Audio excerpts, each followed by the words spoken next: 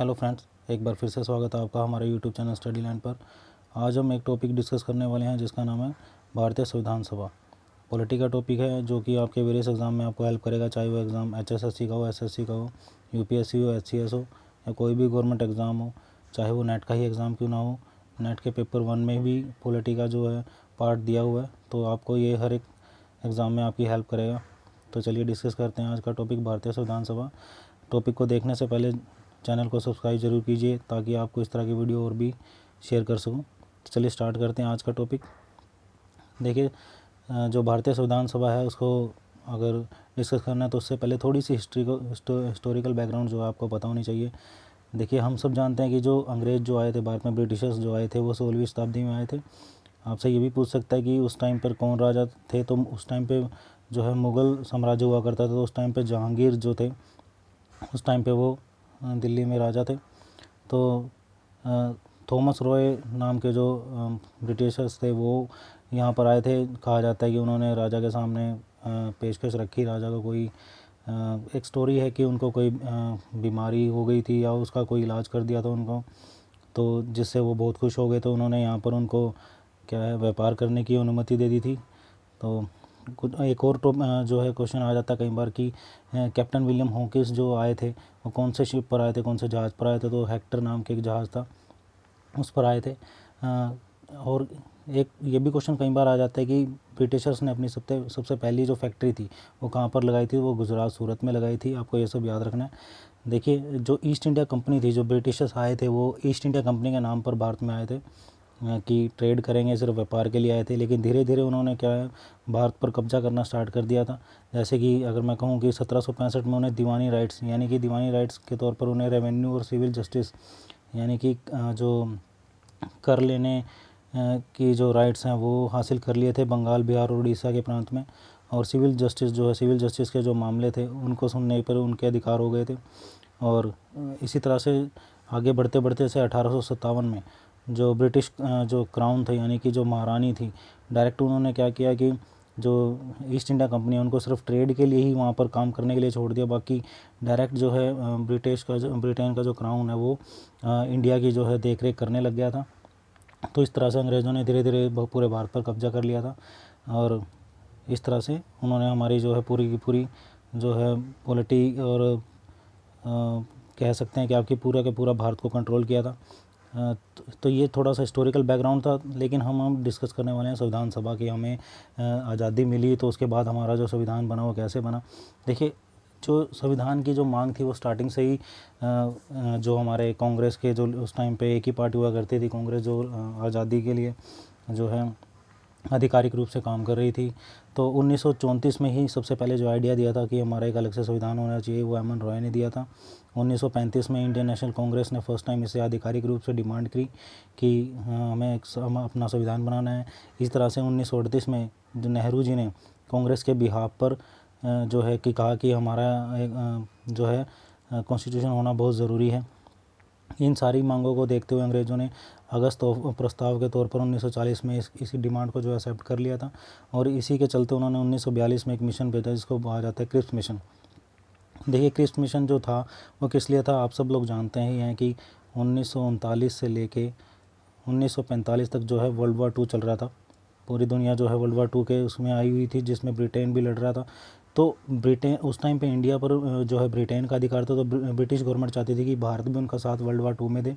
इसीलिए Cripps mission की आड़ में उन्होंने क्या कहा कि अगर भारतीय सेना जो है हमारा वर्ल्ड वार 2 में साथ देती है तो हम बाद में जो है जो युद्ध जीतने के बाद जो है भारत को अपना संविधान बनाने की अनुमति देंगे और कहीं आज़ाद करने की भी। ये सारी उन्होंने ऐसी बातें कही जो जितनी बड़ी बड़ी पार्टीज थे वो सारे जानते थे कि हो सकता है हम इनका साथ दे, बाद में सब अंग्रेज़ जो है मुकर जाए इस बात से। जो इसी तरह से जो है जो ये प्रपोज़ल था सभी बड़ी पार्टियों ने प्रपोज़ल को रिजेक्ट कर दिया। यहाँ तक कि गांधी जी ने इसको पोस्ट डेटेड चेक का नाम दिया क्रिप्स मिशन को। तो ये जो है पूरी तरह से भारत ने नकार दिया कि उन्होंने माना ही नहीं क्रिप्स मिशन को। आगे चलकर धीरे धीरे जो है इस संविधान की आप जानते हैं कि 1945 के बाद सारी दुनिया में जो है एक तो यूएनओ बन चुका था और पूरी दुनिया में आज़ादी की मांग होनी शुरू होगी, जिसका फ़ायदा भारत को भी बहुत मिला। तो ब्रिटिश गवर्नमेंट को लग ही गया था कि अब भारत को आज़ादी करना पड़ेगा, उसे अपना संविधान बनाना देना पड़ेगा। इसीलिए एक और मिशन आया जिसको बोलते हैं कैबिनेट मिशन। आपसे अगर पूछा जाए कि संविधान सभा की जो गठित की गई थी वो कौन से मिशन के तहत की गई थी, वो कैबिनेट मिशन 1946 याद रखिएगा, उसके तहत की गई थी, जिसमें 3 मेंबर थे जो थे पैथिक लॉरेंस, स्टैफोर्ड क्रिप्स और एवी अलेक्जेंडर थे। ठीक है फ्रेंड्स, तो कैबिनेट मिशन ने ही हमें जो है अनुमति दी कि हम अपनी संविधान सभा बनाएं। तो जिसमें टोटल सीटें जो थी वो 389 थी, जिसमें से जो 292 जो सीटें थी वो थी प्रांतीय क्षेत्रों से, और 93 जो थी भारतीय रियासतें। आप जानते हैं कि उस टाइम पे भारत में 500 से ज़्यादा रियासतें थी, और जो राजा महाराजा रजवाड़े थे तो उनको भी इसमें भाग लेने का हिस्सा दिया। तो 93 सीटें उनकी थी, और 4 जो कमिश्नरी प्रांत थे वहाँ से थी। इस तरह से टोटल 389 सीट्स थी जिसमें इलेक्शन हुए, जिसमें सबसे ज़्यादा सीटें जो है कांग्रेस को मिली। आगे चलकर जो है इस संविधान सभा में जो है इसको नकारने का जो काम किया वो जो कह सकते हैं कि मुस्लिम लीग ने किया। और 3 जून 1947 को माउंटबेटन योजना के तहत एक अलग से पाकिस्तान की मांग हुई, तो पाकिस्तान जो मुस्लिम लीग है इससे पृथक हो गया, और लास्ट में सीटें जो है 299 रह गई थी। ठीक है फ्रेंड्स, तो चलिए हम बात करते हैं संविधान सभा की। संविधान सभा जो स्टार्ट हुई वो 6 दिसंबर 1940 से लेकर 24 जनवरी 1950 तक चली। इसकी जो फर्स्ट मीटिंग थी, याद रखिएगा कि संविधान सभा की पहली बैठक कब हुई थी, तो वो हुई थी 9 दिसंबर 1946 को, जिसमें टेम्परेरी चेयरमैन यानी कि अस्थायी रूप से अध्यक्ष किसको बनाया गया, डॉक्टर सच्चिदानंद सिन्हा। ये उस टाइम पे सबसे कह सकते हैं कि सीनियर व्यक्ति थे। तो इन्हीं को जो पहली मीटिंग थी 9 दिसंबर 1940 को, तो इन्हीं को ही संविधान सभा का स्थायी अध्यक्ष चुना गया। नेक्स्ट जो मीटिंग हुई वो 11 दिसंबर 1946 को हुई, जहाँ पर संविधान सभा ने अपना जो है परमानेंट जो चेयरमैन है या चुन लिया गया, यानी कि स्थायी अध्यक्ष जो चुना गया वो किसको चुना गया, डॉक्टर राजेंद्र प्रसाद को। और 13 दिसंबर 1946 को जवाहरलाल नेहरू द्वारा उद्देश्य प्रस्ताव, जिसको ऑब्जेक्टिव रेजोल्यूशन कहा जाता है, वो सामने रखा कि क्या क्या उद्देश्य होंगे, कैसे कैसे हम अपना संविधान बनाएंगे। तो ये सारे काम थे। तो ये 3-4 डेट्स आपको जो है कई बार एग्ज़ाम में पूछी जाती हैं, तो ये आपको याद रखनी है। जो संविधान सभा के वाइस प्रेसिडेंट थे वो एच.सी. मुखर्जी और वी.टी. कृष्णमाचारी को बनाया गया। चलिए आगे बढ़ते हैं। नेक्स्ट जो है 22 जनवरी 1947 को ऑब्जेक्टिव रेजोल्यूशन जो है पास हो गया था, और 22 जुलाई 1947 को ही हमने अपना नेशनल फ्लैग यानी कि अपना झंडा जो स्वीकार कर लिया था, जिसका नाम है तिरंगा झंडा। आपको बता दूं कि जो तिरंगा है जो उसका जो तिरंगे का जो डिज़ाइन है वो किसने किया था, वो पिंगलिया वेंकैया ने किया था। आपको ये नाम याद रखना है।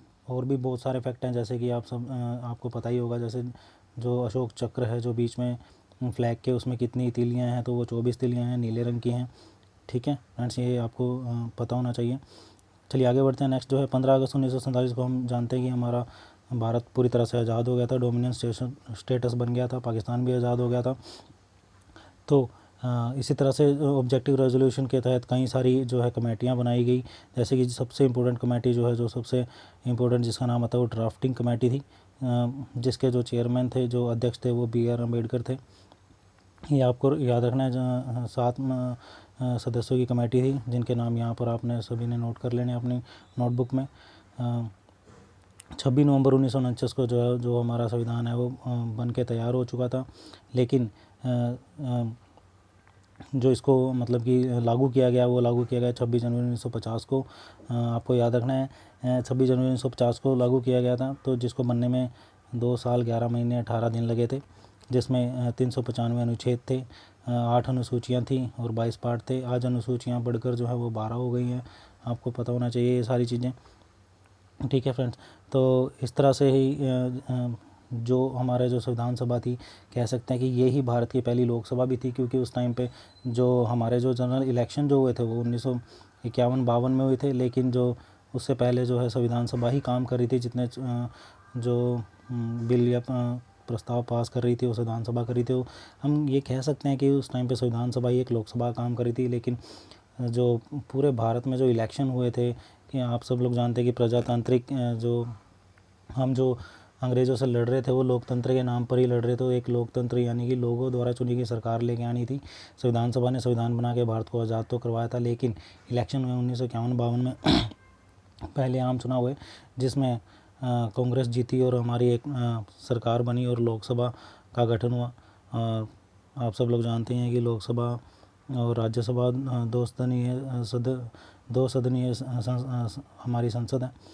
तो पहले लोकसभा के जो स्पीकर थे वो थे जीवी मावलंकर। इस तरह से संविधान सभा ने अपना काम किया और भारत को लोकसभा तक पहुंचाया। देखिए, जो संविधान सभा में लगभग 22 इम्पोर्टेंट कमेटीज़ थी। मेजर कमेटीज़ के नाम ये मैंने आपको यहाँ पर दिए हुए हैं। आप अगर डीप स्टडी करना चाहते हैं ये सब आप पढ़ सकते हैं, आपको याद होना चाहिए। ज़्यादातर जो नाम पूछा जाता है वो ड्राफ्टिंग कमेटी का पूछा जाता है, प्रारूप समिति भी इसको हिंदी में कहा जाता है।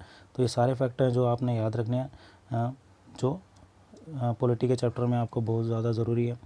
तो ये एक ब्रीफ सी नॉलेज आपके लिए लेके आया था मैं, जो संविधान सभा के बारे में।